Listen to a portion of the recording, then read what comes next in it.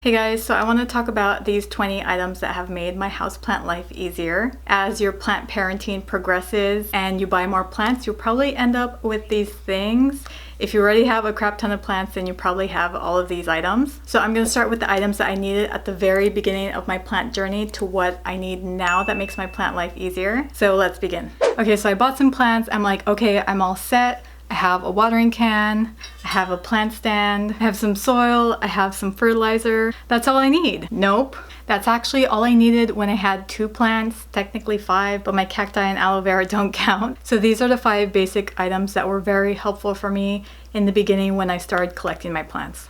Okay, so first is just a simple cork plant saucer. You'll see these at plant nurseries, Home Depot, Lowe's, and I pass by these all the time and I'm like, I don't need that. But I finally got one. I only have one, but this guy has been super helpful. I have a small kitchen, so I can't put all the plants I need to water in there at one time. And when I'm watering my plants, they're all over the countertop draining. And I don't want to bring them back to my wood stand. So, I don't want my wood stand to get wet, but I need space to bring more plants to water. So even just taking one plant back to my plant stand is super helpful because 5 minutes later, I can take that plant off. That cork absorbed all the water. Then I can use that saucer for another plant. Yeah, super simple, something I didn't think I need, but it's definitely been helpful. Next is a soil moisture meter. Mine's actually broken because my boyfriend put this in water wanting to see if it says wet, which obviously it did, but then after that, it didn't really work. At the beginning of your plant journey, this is super helpful. If you don't know yet if you're going to be in overwater or underwater, this just makes all the worrying go away. I probably should get a new one. Now I can tell if my plants need a drink just by sticking my finger in their soil. But still, I probably should get a new one. Spray bottles. You would think I would just have some empty spray bottles lying around. This was actually empty. I had this for traveling and I used to use this to mist my plants. Honestly, misting doesn't really do much when it comes to humidity, so I wouldn't say this is a necessity. Misting lets water linger on leaves, creating the perfect environment for harmful types of fungi. It's more therapeutic for us humans. It just feels good spraying and misting your plants. But again, it's not really a necessity. I did need to get a bigger one because I would use this to mix my fertilizer and water, or I would make some kind of bug spray concoction. So spray bottles are awesome and it's just easier to spray my leaves with fertilizer compared to like wiping them down.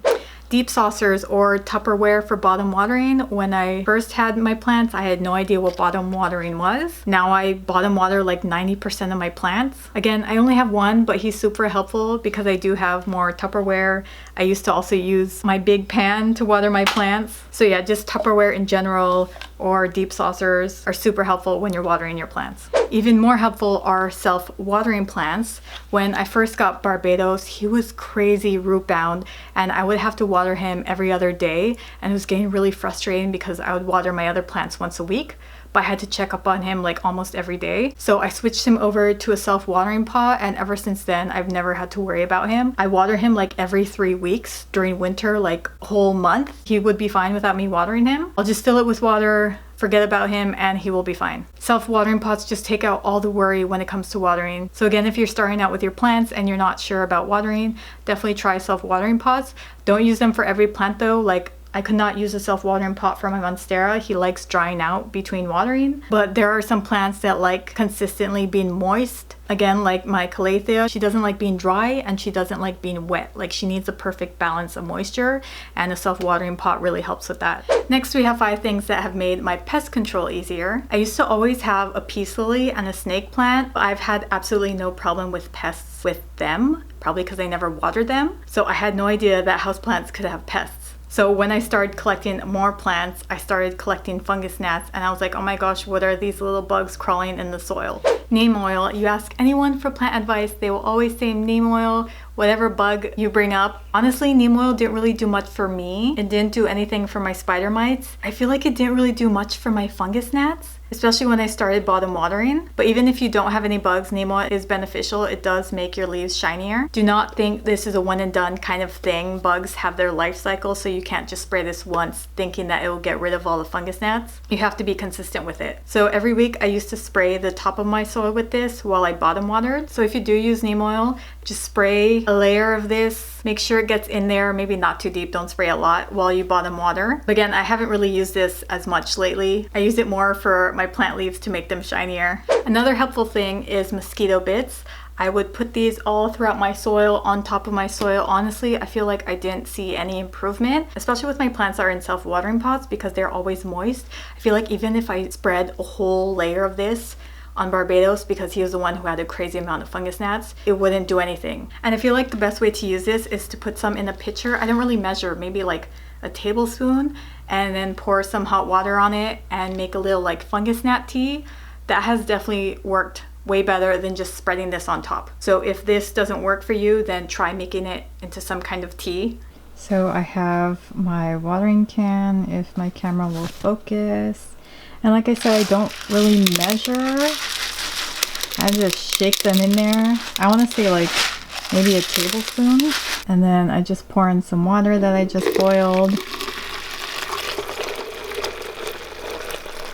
And as you can see, it's already making some kind of tea, even though I didn't put that many mosquito bits in there. I think I'm gonna put some more because it's not as yellow as it usually is. Just let your mosquito bits sit in there just overnight. Obviously don't water your plants while your water's still hot. So I just keep this overnight, makes a good tea, and then just use that to water your plants. Yellow sticky traps, duh, look at that, it's gross. Essential oils, like I said, with my plant spray, there's always some kind of essential oil concoction. I used neem oil on my spider mites and they just came back bigger and they became immune to it. Then I recently switched to Captain Jack's for my spider mites and it did work for about 2 weeks.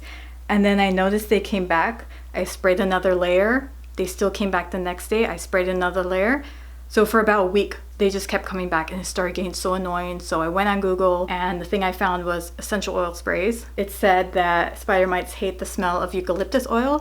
So I mixed eucalyptus oil, water, and dish soap, and that helped way more than my neem oil and Captain Jack's.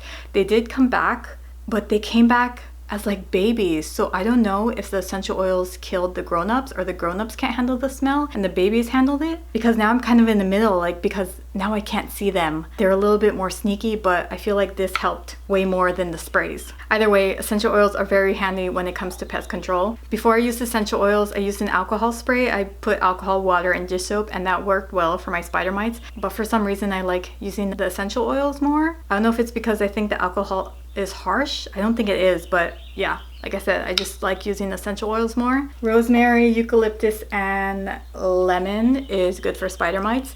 And eucalyptus, lavender, and anything citrusy is good for fungus gnats. Cinnamon works perfectly if you have mold on your soil. The only time I have mold on my soil is if I get a new plant and I don't change out the soil to my soil, because I put a lot of aeration in my soil and the mold doesn't come back. And this is also good for fungus gnats. Just sprinkle this on top of your soil. Last one, and most effective at controlling my fungus gnats, is sand. Like I said, with my self-watering pots, they are always moist, and sand has been the only one that has helped.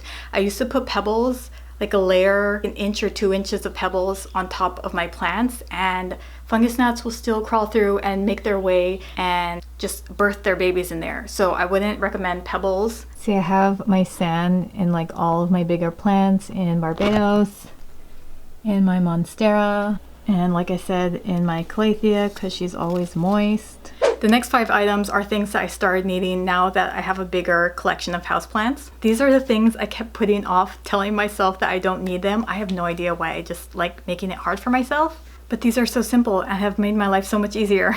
A soil container. So simple, but I used to just roll up my soil bag, put it in the corner, put some clips on it, sometimes put a garbage bag over it, and fungus gnats will still make their way inside. So whenever I pulled out my bag, opened it up, fungus gnats would always fly out, and I was like, man, it's not that big of a deal. But then eventually it did start to get annoying. So I just went to Target and got this container. It's pretty tight, so fungus gnats can't crawl in there. So yeah, I had no more fungus gnats after I switched over to a container, and it's just so much easier to scoop out the soil. I would scoop out my soil to repot or to pot cuttings, and I would use a towel over the carpet so that dirt wouldn't get on the carpet, and to clean my towel, I would just go outside and shake it. Obviously, there would still be dirt on it, and I didn't want to wash it with my regular clothes, so I would keep it in the bathroom and just tell myself to wash it in the tub.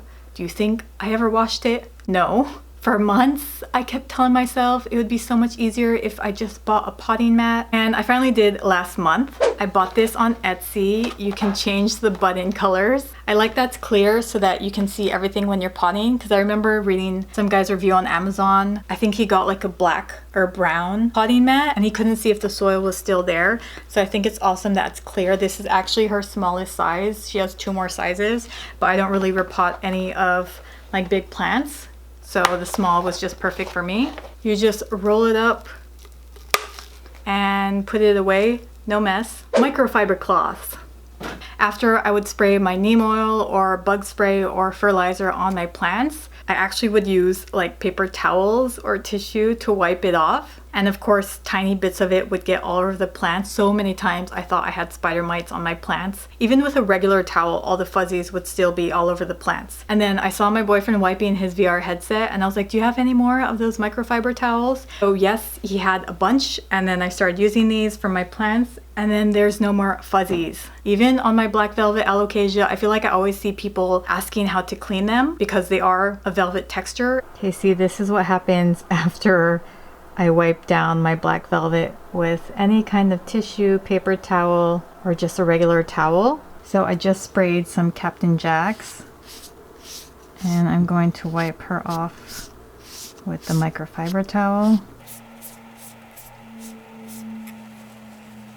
And you will see that all that tissue paper is gone. Super helpful. So if you're having trouble with wiping down your plants with a towel or tissue or whatever, try using microfiber cloths. They're so much easier, less mess. So simple, but so helpful. Humidifier. I noticed that the plants that I really like humidity. I started using my diffuser in my greenhouse, but in like 5 minutes, it would reach 90% humidity and it would just fill up with so much smoke, and then I would turn it off, and then 5 minutes later, it would go down to 60% humidity, and it just got annoying turning it on and off, and it would only stay on for about 3 hours. If all you have is a diffuser, that's fine. Even if you got like one of those really small humidifiers, that's perfectly fine. But I just love my Elechomes humidifier. It will tell you the humidity percentage, which is awesome, but I feel like it is a little off. Compared to my humidity gauge, I feel like this one's more accurate than that guy, but at least it's somewhere close. It just makes everything easier. You can set how many hours you want it to run, the warmth, the strength. If you have a lot of plants that like humidity, try investing in a good humidifier. My next item, as you can see, I haven't even opened yet because I haven't traveled anywhere in a long time. HydroSpikes, or any kind of self-watering spikes, self-watering globes, is going to be extremely helpful when you travel. I won't have to worry about my plants in my self-watering pots. They can take care of themselves. But I'm mostly worried about my plants in my greenhouse because they're the more bougie, expensive ones and I don't want them to die on me. So I'll need to keep them watered. Anyways, you fill the cap with water. There's a hose around it and you put the end of the hose. You can have some water in a bottle or a jug or a cup and just put the hose in the cup and it will slowly water your plants. Okay, these last 5 things are the fun things that have made my houseplant life easier. A grow light, again, at first I was like, meh, I didn't really need one. But then I was getting frustrated that my silver dragon wasn't having any new growth for months. Got this grow light and then in less than 2 weeks, he pushed out the biggest leaf ever. That is still his biggest leaf. And that was his first leaf that he pushed out when I added the grow light. That like shocked me and blew my mind. And then I was like, okay, now I understand why everyone has a grow light. You just get so excited. You're like, oh my gosh, I have another baby. He does have another baby right here. I'm actually shocked because all of my alocasias like have 3 leaves. Like it seems like they can only handle 3 leaves because once a 4th leaf pushes out, one dies. So this is the first time any alocasia of mine has a 4th leaf, which I'm pretty excited about.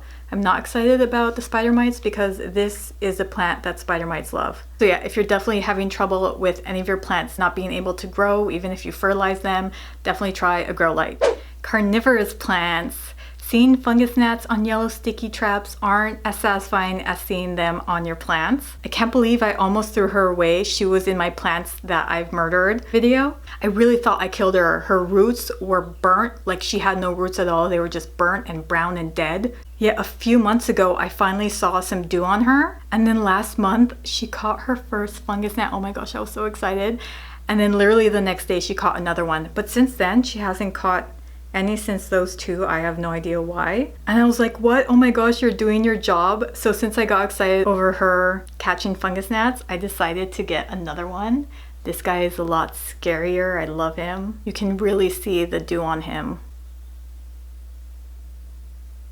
So I got these guys just protecting my little greenhouse since they like humidity and bright lights too. So yeah, these two have been very helpful. So yeah, I just got him last week, and I don't know if you can tell, but that guy in there, he finally caught his first fungus gnat. And on Victoria, you can't really tell anymore. I mean, I see it looking at it, but if you can see that black spot there and that black spot there, those are the two fungus gnats she caught. Macrame hangers. When I started getting more and more plants, I started getting less and less space. So I decided to get some macrame hangers, or just plant hangers in general, and they have been super helpful. Not only helpful with space, but I noticed that my plants that are in my hangers are like my easiest plants, especially when it comes to watering. I think because when they're hanging, like it's easier to feel them when I press them up with my palm compared to lifting them up, if that makes sense. This just created more space. Now I just have so many plants hanging. Just having hanging planters or just macrame hangers, anything to hang your plants, super helpful. Next is my local houseplants Facebook group. If you have any question about your plants, what plant is this? What plant should I put in the corner of my living room? If a plant isn't sparking joy, you can trade, you can sell, you can give away your plants for free. If you need to know where to buy a specific plant, then groups can be very helpful. You can meet new people. If there's some kind of pop-up plant sale going on, they'll let you know. Honestly, my mom and my Facebook groups are the only reason I have Facebook. I just follow it for my San Diego Vegans group and my San Diego Houseplants group. So check Facebook and see if your city has a local plants group, because plant people are super helpful. I've had so many questions answered and just so many extremely helpful tips that I could not find on the internet. Last but not least is the Greg app. It's basically a water scheduling app. So what I used to do is just have my plant water schedule on my notes. And it just got annoying because I would have to write in every day. Like my Monstera likes being watered every 3 weeks. And if I don't take a note, I'm never gonna remember. I mean, I can definitely stick my finger in all my plants every day, but that kind of gets annoying. So taking notes definitely helped me out until I found Greg.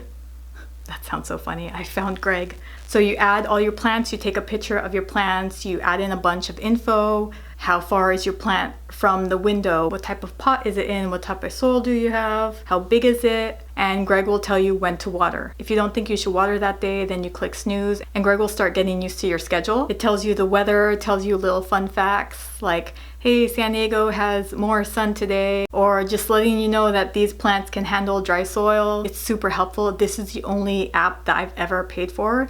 It's $20 for a whole year. Honestly, I'll take that over being stressed over putting my plant water schedule in my notes every single day. So simple, but it's definitely at the top of the items that has made my plant life easier. Plus you have pictures of your plants and you can look at them if you're not home, or you could look at them while you're home surrounded by your plants. And it's pretty dangerous because you can see other people watering their plants and what plants they have. And I feel like I found so many plants I've never heard of, and I'm like, oh my gosh, that's dangerous because now I want that plant. I've tried so many plant apps. I've tried like plant identification apps and just a bunch of random ones, but this is the only one I've ever truly liked. Okay guys, those are my 20 items that have made my houseplant life easier. If there's anything I didn't mention but makes your life easier when it comes to houseplants, please let me know. Anyways, thank you guys so much for watching. I'll see you in my next video.